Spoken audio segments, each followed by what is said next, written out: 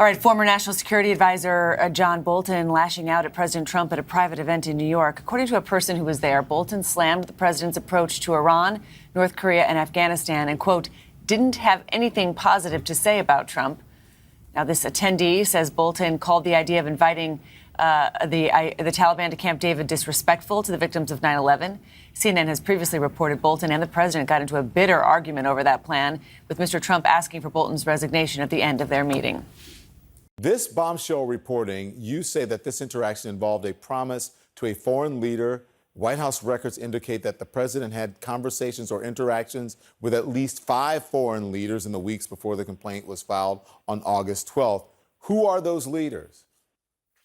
Well, on July 31st, he had a phone call with Russia President Vladimir Putin.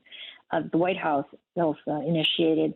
And then he also had communications with North Korea's leader, Kim Jong-un.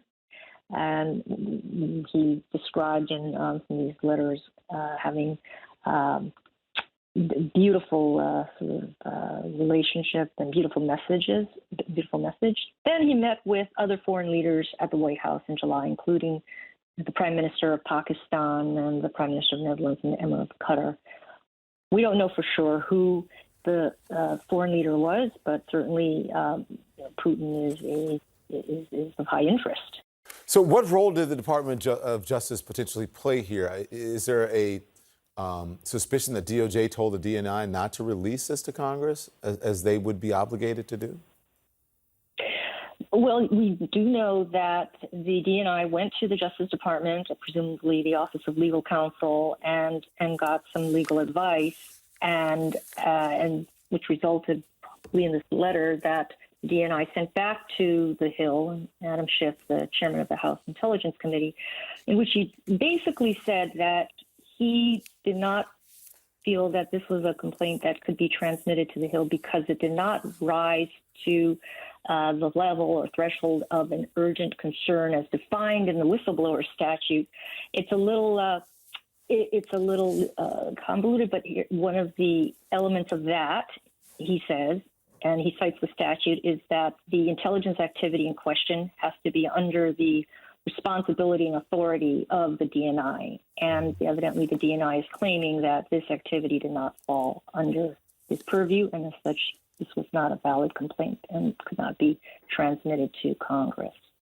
What was the last thing you ordered online? If you're like millions of other consumers around the world today, you probably had the option to get it delivered to you in as little as 2 days, probably for free.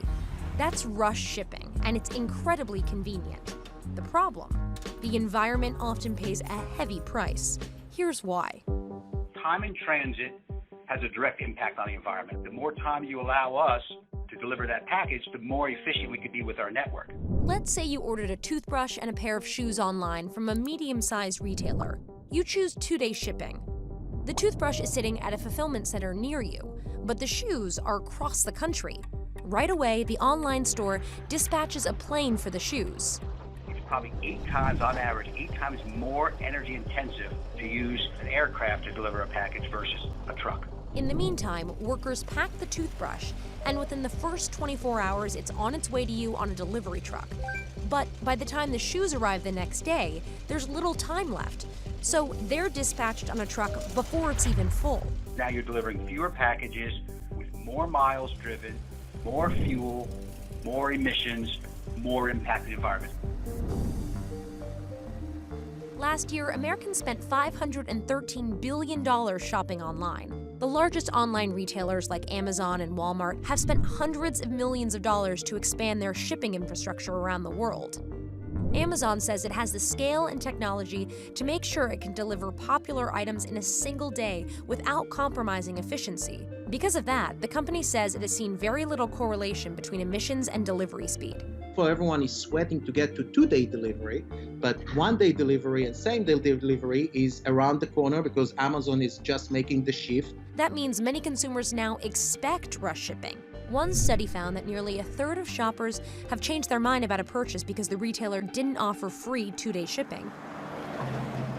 If you tell me you can get it in 5 days versus 2 days and you don't give me any more information, Why would I take the 5-day, right?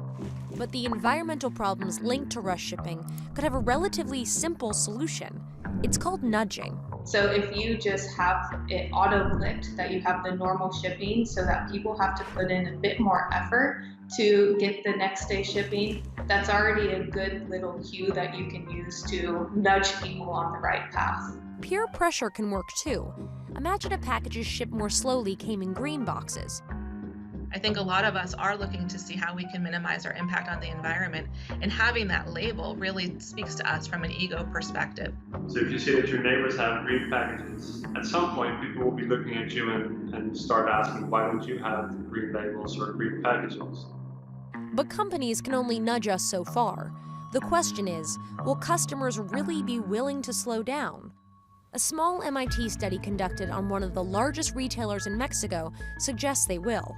In the study, customers who chose rush shipping at checkout were then shown how many trees they could save with slower shipping.